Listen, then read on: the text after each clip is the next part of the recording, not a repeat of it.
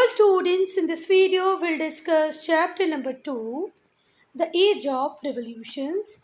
In this chapter we'll discuss two revolutions. These were in America and France.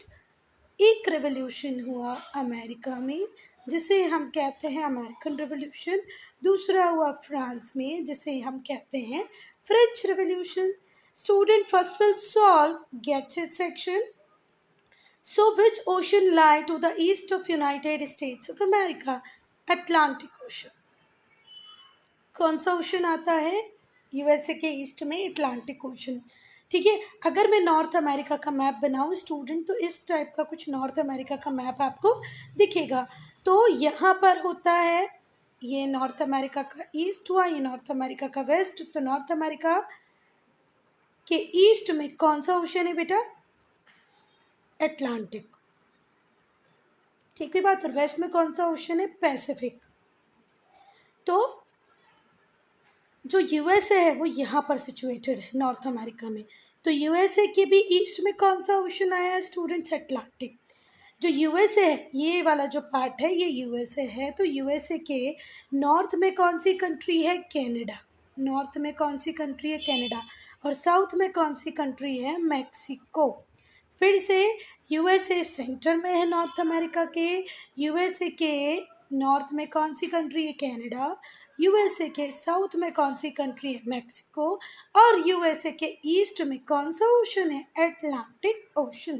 ठीक है बात. चलो, which country does the United States of America share its border to the south? तो वो कौन सी है? Mexico country है. Ocean कौन सा है? अटलांटिक.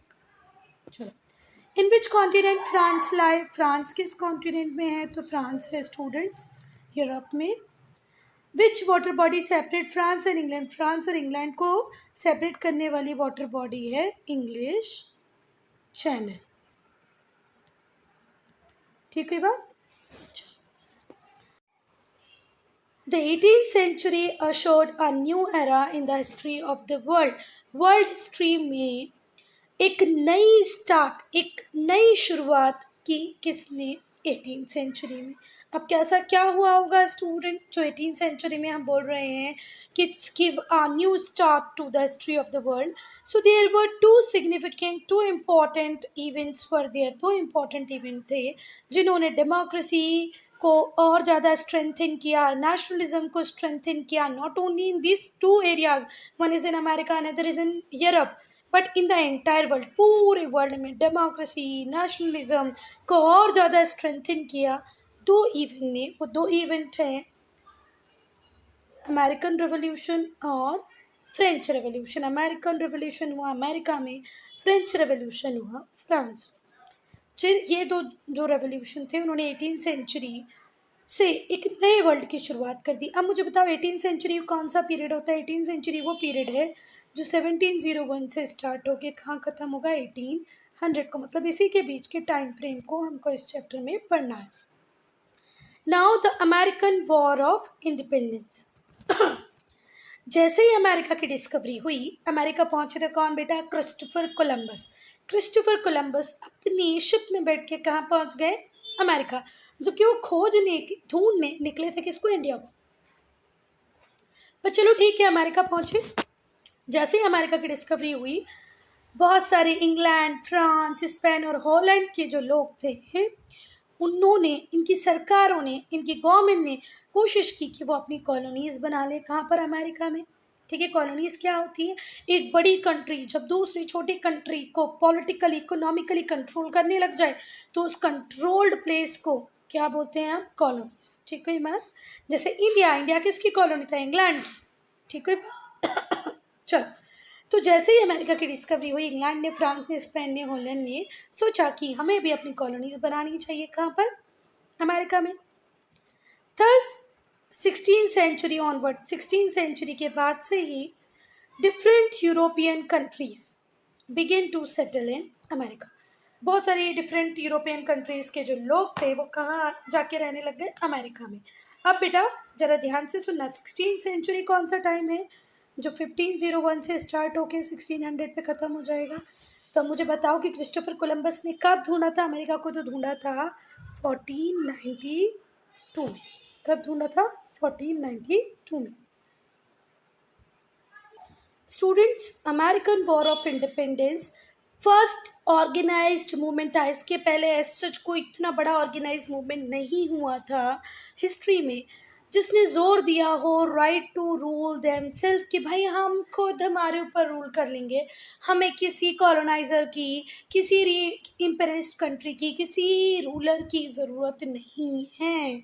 ठीक है, एजर्टेड मतलब होता है जोर देना। तो American war of independence first ever organise movement था हिस्ट्री में जिसने इस बात पे जोर दिया कि हम खुद रूल कर सकते हैं भाई, we are able enough to rule on us, हमारे ऊपर हम खुद रूल करेंगे, हमें किसी भी रूलर की कोई रिक्वायरमेंट नहीं है।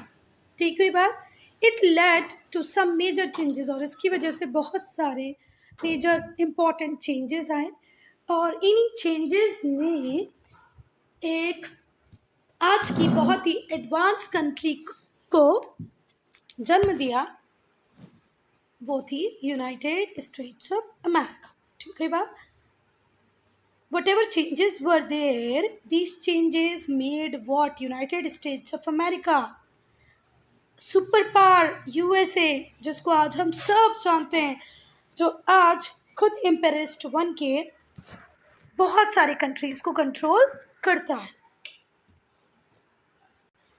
Again, listen very carefully. Whatever changes were there in American War of Independence, these changes given the birth to the United States of America. The colonies. अब हम कॉलोनीज को पढ़ेंगे स्टूडेंट, और किस टाइम को पढ़ेंगे? 18th सेंचुरी के middle को। 18th सेंचुरी का मिडिल क्या हुआ?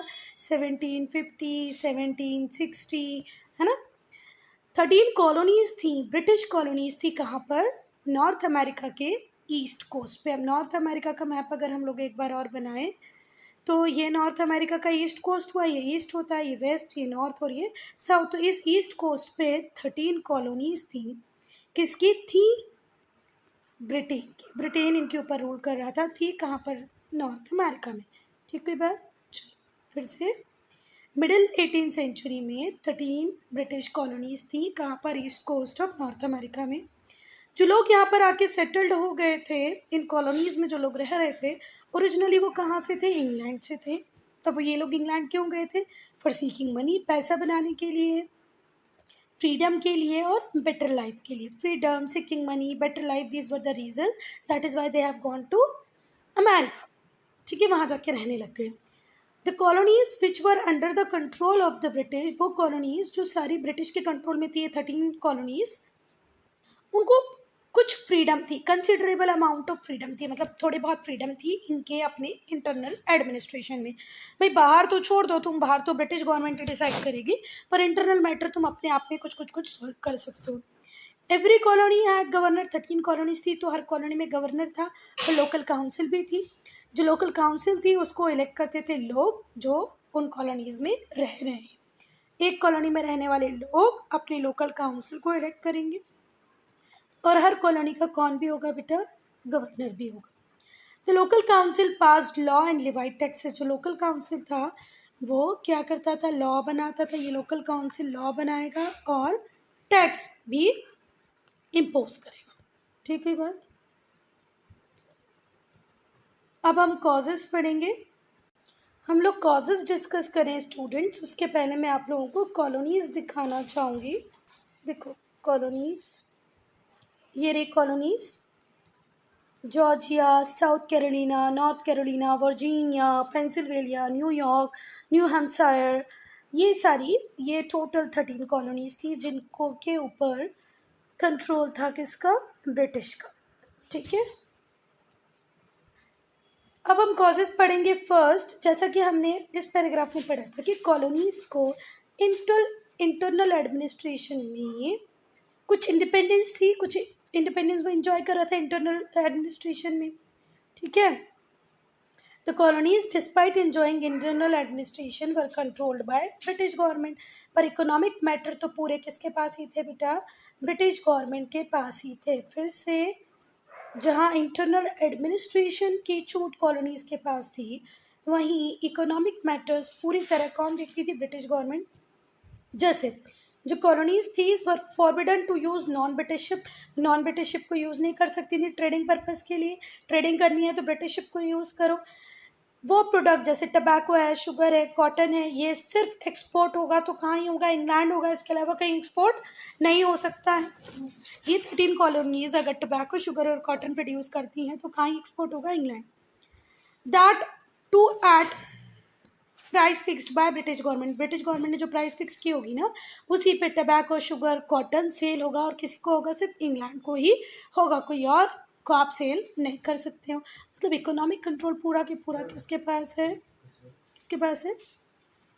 British government. एक्सपोर्ट भी इंग्लैंड को कर सकते हो और इंपोर्ट भी सिर्फ इंग्लैंड से ही कर सकते हो। जिस चीज़ की भी शॉर्टेज है जो आपके पास नहीं, वो कहाँ से मंगवा सकते हो? इंग्लैंड से। Goods imported from other countries were taxed heavily. अगर यहाँ पर आपने कोई गुड दूसरी कंट्री से मंगवा लिया तो उस पर बहुत टैक्स लगाती थी ब्रिटिश गवर्नमेंट। और ये इलीगल भी था कॉलोनीज़ के लिए कि वो इंडस्ट्री सेटअप कर लें उस गुड की जो कहीं ना कहीं ब्रिटिश से इम्पोर्ट होके आ रहा था। मतलब अगर आप शुगर ब्रिटेन से मंगवा रहे हैं, है ना, इंग्लैंड से मंगवा रहे हैं, तो आप अपनी कॉलोनी में शुगर की फैक्ट्री इंस्टॉल नहीं कर सकते, फैक्ट्री नहीं बना सकते, ये इलीगल था। आप कंपटीशन क्रिएट नहीं कर सकते against British import good. The colonist resented such colonial trade policies. अब जो कॉलोनियल पीपल थे, कॉलोनिस्ट थे, मतलब कॉलोनी में रहने वाले लोग थे, वो बहुत रिसेंटेड थे, बहुत दुखी थे इन कॉलोनियल ट्रेड प्रैक्टिसेस से। समझ में आई बात? अगर हमको शुगर केन हमने प्रोड्यूस किया, टोबैको हमने प्रोड्यूस की रॉ और वहाँ पर सप्लाई कर दी, उन्होंने फिनिश गुड हमें हाई प्राइसेस में बेचा, तो अगर हम चाहें तो हम उसको खुद भी बना सकते थे, पर बनाना क्या था? इलीगल। यही सारी पॉलिसीज थी जिससे गुस्सा लोगों में आ रहा था। The colonial, the colonies had no representation in the British Parliament. देखो कॉलोनीज के लिए रूल बना रहा, रेगुलेशन बनाना, लॉ बनाना, ये सब का कौन कर रहा है? British parliament. पर कॉलोनीज से कोई भी रिप्रेजेंटेटिव नहीं जाता था ब्रिटिश पार्लियामेंट में। आई बात समझ में? इंडियन गवर्नमेंट हमारे लिए रूल बनाती है, इंडियन गवर्नमेंट, ठीक है, तो हमारे रिप्रेजेंटेटिव चुन के इंडियन गवर्नमेंट में पहुंचते हैं, फिर वो हमारे लिए लॉज बनाते हैं, दैट इज़ ओके।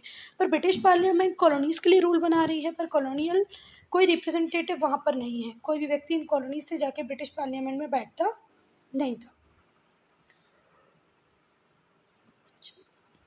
जो कॉलोनीज थी वो बहुत बुरी तरीके से आलोचना करती थी, बुराई करती थी, क्रिटिसाइज करती थी British government's constant demand for money.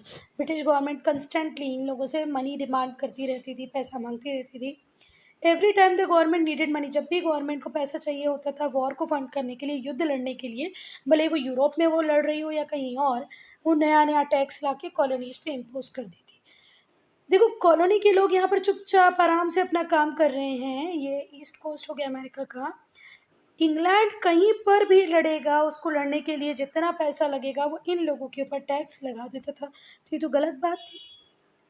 1765 में जो ब्रिटिश पार्लियामेंट थी उसने स्टम्प एक्ट पास कर दिया, which made affixation of stamp on all document compulsory. जो भी आप डॉक्यूमेंट पर बना रहे हैं वो मतलब लीगली वैलिड तभी होगा जब उस पर आप क्या फिक्स कर दोगे? स्टम्प। और स्टम्प एक्ट ले आए, द कॉलोनीज रिफ्यूज, कॉलोनीज ने मना कर दिया कि अब हम टैक्स पे नहीं करेंगे on the grounds that as the British Parliament did not have any representative from the colonies। हम अब ब्रिटिश पार्लियामेंट के लिए या ब्रिटिश गवर्नमेंट को टैक्स बिल्कुल भी नहीं पे करेंगे। क्यों नहीं? क्योंकि हमारा कोई रिप्रेजेंटेटिव, कॉलोनीज़ का कोई भी रिप्रेजेंटेटिव ब्रिटिश पार्लियामेंट में नहीं है। अब कॉलोनीज़ के लोग क्या बोल रहे हैं? भाई अब हम ब्रिटिश पार्लियामेंट को, ब्रिटिश गवर्नमेंट को कोई टैक्स नहीं देंगे क्योंकि ब्रिटिश पार्लियामेंट में हमारा कोई रिप्रेजेंटेटिव नहीं है, ठीक है। It did not have the right to levied taxes either. जब हमारे रिप्रेजेंटेटिव आपके पास नहीं है तो आप हम पे किस खुशी में टैक्स लगा रहे हो? बिल्कुल मत लगाओ। Therefore the colonies protested against the act, इसलिए कॉलोनी वालों ने इस एक्ट के अगेंस्ट में प्रोटेस्ट किया और स्लोगन अडॉप्ट किया, no taxation without representation. No taxation without representation, हमें या तो रिप्रेजेंटेशन दो तो टैक्स लगाओ, और अगर टैक्स रिप्रेजेंटेशन नहीं देना है तो टैक्स भी मत लगाओ। No representation without no taxation without representation. Tax नहीं देंगे अगर आप रिप्रेजेंटेशन नहीं देंगे। आप रिप्रेजेंटेशन दे दें तो हम टैक्स भी भर देंगे। अब ब्रिटिश गवर्नमेंट के ऊपर प्रेशर बनने लगा। ब्रिटिश गवर्नमेंट सोचने लगी अरे यार ये तो बहुत ज़्यादा ही प्रोटेस्ट कर रहे हैं, क्या करें, तो चलो छोड़ो हम लोग रिपील कर देते हैं, ख़त्म कर देते हैं स्टम्प एक्ट को। तो ये जो प्रोटेस्ट हुए जिसमें स्लोगन दिया नो टैक्सेशन विदाउट रिप्रेजेंटेशन, जब तक टैक्स नहीं देंगे जब तक आप हमें रिप्रेजेंटेशन नहीं दोगे, इससे प्रेशर बना ब्रिटिश गवर्नमेंट के ऊपर और उन्होंने रिपील कर दिया, उन्होंने खारिज कर दिया किसको, स्टम्प एक्ट को। यहाँ पर ब्रिटिश गवर्नमेंट का बिलीव था कि जो कॉलोनीज़ हैं वो एग्जिस्ट ही किसके लिए करती है, मदर कंट्री के लिए करती हैं, तो इनको पूरा राइट है कि कॉलोनीज़ के ऊपर टैक्स लगा दें। Thus the government impose tax on tea, इसीलिए सरकार ने टी के ऊपर टैक्स लगा दिया। To assert its right to levy tax, अपने टैक्सेस के राइट के ऊपर जोर देने के लिए कि नहीं भाई आप तो कॉलोनी हो और आपका फ़र्ज़ है कि आप मदर कंट्री को सर्व करो, तो आपके ऊपर टैक्स तो हम लगाएंगे, ये हमारा राइट है। आप किसके ऊपर टैक्स लगा दिया, टी के ऊपर। जो गवर्नमेंट का डिसीजन था टू टैक्स टी वो सीवियरली क्रिटिसाइज बाय कॉलोनिस्ट। सारे कॉलोनिस्ट ने, क्रिटिसाइज करने का मतलब होता है आलोचना करना, बुराई करना, उन्होंने बहुत बुरी तरीके से आलोचना की, क्रिटिसाइज किया कि भाई ये तो इन लोगों ने गलत किया ब्रिटिश गवर्नमेंट ने। In 1773, several colonies refused to unload the tea that came from England. England से जो शिप भर भर के टी आ रही थी कहाँ पर, कॉलोनीज़ में, कॉलोनीज़ ने लेने से ही मना कर दिया, उनको अनलोड ही नहीं किया। जो शिप में भरी हुई चाय थी उसको उतारा नहीं, वापस बोला ले जाओ वापस, हमें नहीं चाहिए। बॉस्टन में एक ग्रुप था लोगों का जिन्होंने डिस्गाइज किया अपने आप को, ऐसे बताया कि हम नेटिव इंडियंस हैं, मतलब थे वो ब्रिटिश पीपल पर उन्होंने अपने आप को क्या दिखाया, नेटिव्स इंडियन की तरह दिखाया। डिस्गाइज करना मतलब पागल बनाना। और उन्होंने रेड की ब्रिटिश शिप पे and dumped the crates of tea into the sea, जो बड़े बड़े बॉक्सेस होते हैं ना जिनके अंदर चाय भरी पड़ी थी, उन सबको उन्होंने किस में डुबा दिया, पानी में। और इसी इवेंट को हम बोलते हैं बॉस्टन टी पार्टी। फिर से सुनेंगे। बॉस्टन में कुछ लोगों का ग्रुप था जिन्होंने डिस्गाइज किया, अपना भेष बदला और क्या बन गया, नेटिव इंडियन। और क्या किया, रेड किया ब्रिटिश शिप को और डंप कर लिया, मतलब डुबा देना, डंप करना मतलब गिरा दिया, डुबा दिया क्रेट्स ऑफ टी, टी के क्रेट्स को काय में, सी में। इसी इंसिडेंट को हम बोलते हैं Boston T party and it has the American war of independence. और इसी ने जल्दी कर दिया, थोड़ा सा फास्ट कर दिया किसको, अमेरिकन वॉर ऑफ इंडिपेंडेंस को, मतलब एक बूस्ट दे दिया। अब जो कॉलोनिस्ट थे स्टूडेंट्स वो स्ट्रगल कर रहे थे किसकी राइटिंग्स को पढ़ने के बाद। देखो हमको तो करना ही था स्ट्रगल, पर अब जब हम बहुत अच्छी अच्छी बातें पढ़ते हैं टुवर्ड्स फ्रीडम, लिबर्टी, फ्रेटर्निटी, तो हमें लगता है यार हमें भी इसके लिए काम करना चाहिए। तो जो मेन फिलोसफर थे उस टाइम के वो थे John Locke, John Harrington, John Milton, Thomas Paine, John Harrington, John Milton, John Locke. They wrote all man are equal, इन लोगों ने लिखा कि सारे मैन इक्वल हैं, इनके पास कुछ बेसिक राइट होने ही चाहिए। All man have right to earn living, सारे आदमियों के पास राइट है कि वो अपना पैसा खुद अपने तरीके से, अपनी जीविका मतलब जो लाइवलीहुड है वो खुद कमा पाएँ और उस तरीके से जिस तरीके से उन्हें पसंद है। अगर मुझे गाना गाना पसंद है तो मैं अपनी लाइवलीहुड गाना गा के अर्न कर सकती हूँ। किसी को डांसिंग पसंद है वो वैसे करे, किसी को पॉटरी बनाना है वो पॉटरी बनाए and raise their voice against any kind of injustice. और ये भी उसका राइट है कि अगर उसके खिलाफ कोई इनजस्टिस हो रहा है, उसका कोई एक्सप्लॉयटेशन हो रहा है तो वो अपनी आवाज़ उठाए। Such views gave immense strength to colonist, और ये सारे व्यूज सुनने के बाद जो कॉलोनिस्ट थे उनमें एक मजबूती, स्ट्रेंथ आई। बिगिनिंग की अगर हम बात करें 1774 में जो रिप्रेजेंटेटिव्स थे 13 कॉलोनीज़ के, वो इकट्ठे हुए कहाँ पर, फिलाडेल्फिया में। They appealed to King George third, इन्होंने अपील की किसको, किंग जॉर्ज थर्ड को। 1774 में बहुत सारे रिप्रेजेंटेटिव जो 13 कॉलोनीज़ के थे वो मिले फिलाडेल्फिया में और यहाँ पर इन्होंने अपील की किससे, किंग जॉर्ज थर्ड से। The British ruler to end the restriction on trade. इन्होंने किंग जॉर्ज थ्री जो ब्रिटिश रूलर थे कहा कि भैया ये जो आप रेस्ट्रिक्शंस लगाते हो हमारे ट्रेड पे, ये प्लीज़ हटा दो, इनको एंड कर दो, इनको ख़त्म कर दो, and not to impose any further taxes, और प्लीज़ हमारे ऊपर कोई और टैक्सेस मत लगाओ जब तक कि आप हमसे कंसेंट नहीं ले लेते। अगर आपको टैक्स लगाना तो एक बार आप हमसे कंसल्ट तो करो, कंसेंट लो हमारी, उसके बाद बढ़ाओ। ठीक है बात, इन्होंने कुछ गलत बात नहीं बोली, इन्होंने सही बोला कि भाई हम आप कॉलोनीज़ की कंसेंट ले लो जब भी आपको टैक्स इंक्रीज करना हो। चलो, the king regarded this mutiny, king ने इसको विद्रोह म्यूटनी की तरह लिया, and sent his troops to suppress it, और अपने ट्रूप्स को भेज दिया कि भाई जाओ और इस विद्रोह को, इस म्यूटनी को पूरी तरह सप्रेस कर दो। The colonist now prepared themselves for a fight, और यहाँ पर कॉलोनिस्ट का भी दिमाग खराब हुआ कि भाई हम तो प्यार से बोल रहे थे कि हमारे ट्रेड से रिस्ट्रिक्शन हटा लो, हमारे ऊपर टैक्स लगाना है तो पहले हमसे पूछ लो, थोड़ी हमारी कंसल्ट ले लो। इन्होंने तो इसको म्यूटनी समझ लिया, ये तो गलत बात है भाई, ट्रूप्स भेज दिए तो हम भी अब रेडी, हम लड़ाई करेंगे। कौन बोल रहे हैं? ये कॉलोनिस्ट बोल रहे हैं। ठीक है बात। ऑन 4 जुलाई 1776 को जो रिप्रेजेंटेटिव थे सारी कॉलोनीज़ के फिर से एक बार मिले फिलाडेल्फिया में, और इन्होंने डिक्लेरेशन ऑफ इंडिपेंडेंस को अडॉप्ट कर लिया।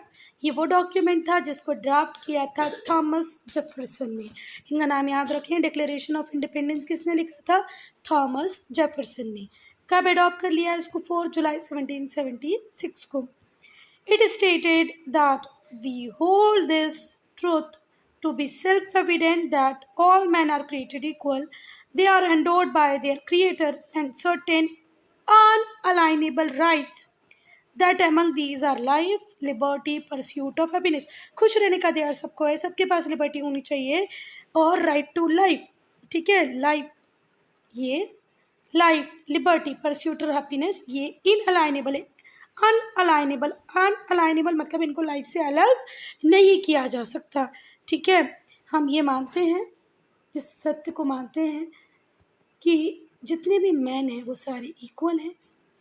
ठीक है, और इनको कुछ राइट मिलने ही चाहिए, जैसे लाइफ, लिबर्टी, खुश रहने का अधिकार। ये जो डिक्लेरेशन था ये एजर्ट करता था, बहुत जोर देता था कि जो कॉलोनीज़ हैं ये लंबे समय से ब्रिटिश रूल के अंडर में सफ़र करती आई हैं।